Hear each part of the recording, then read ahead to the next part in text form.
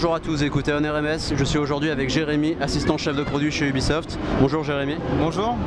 Alors d'abord une petite question au niveau du scénario de Assassin's Creed Unity. Donc est-ce qu'il va y avoir une réelle progression au niveau du scénario qui se passe dans le présent?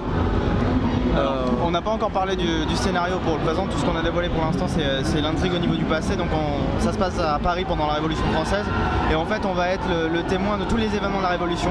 Donc comme dans toute la saga Assassin's Creed, on va pas changer l'histoire, on va assister à des événements marquants de l'histoire comme ils se sont produits et en fait ça nous permettra de suivre toute la progression de l'histoire d'Arnaud. Donc il y a sa famille qui a été massacrée, c'est ce qui va le pousser à rentrer dans une quête de vengeance pour devenir un maître assassin. Donc c'est toute cette histoire qu'on va suivre avec le background de la Révolution française qui est quand même assez impressionnant. Et pourquoi ce choix de la Révolution française? Parce que c'était un choix qui était plébiscité par les fans depuis très longtemps. Pendant longtemps, Ubisoft a fait des sondages et a proposé la Révolution française.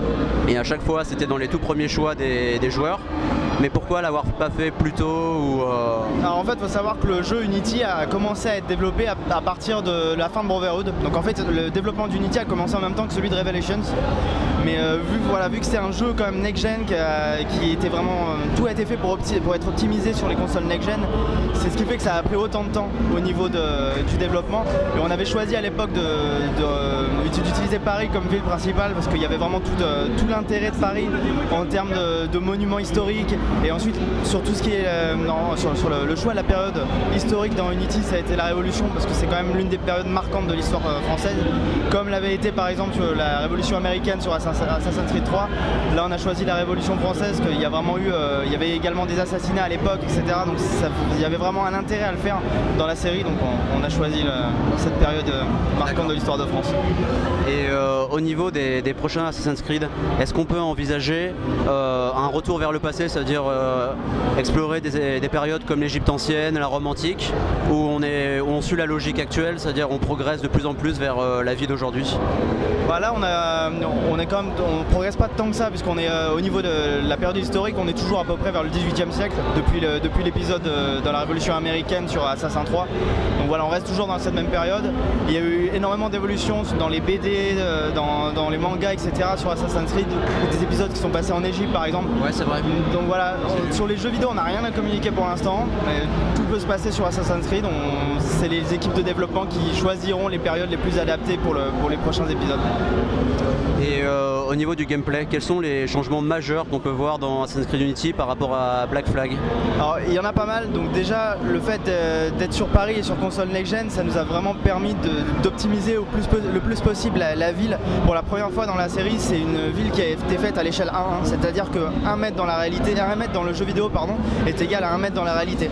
Donc par exemple quand on se retrouve devant le parvis de Notre-Dame, on a vraiment cette impression de hauteur, vraiment cette énorme impression de hauteur qu'on est vraiment dans la réalité devant Notre-Dame.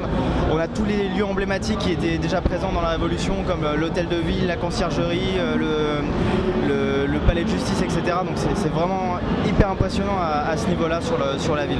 Et est-ce qu'il sera possible de sortir de Paris? Est-ce qu'il y aura des lieux, on va dire, intermédiaires entre peut-être des petites villes qui accompagneront Paris? On n'a pas communiqué sur Unity sur les villes, sur les lieux qui seront disponibles. On n'a parlé que de Paris pour l'instant, donc on ne peut pas rentrer plus dans les détails.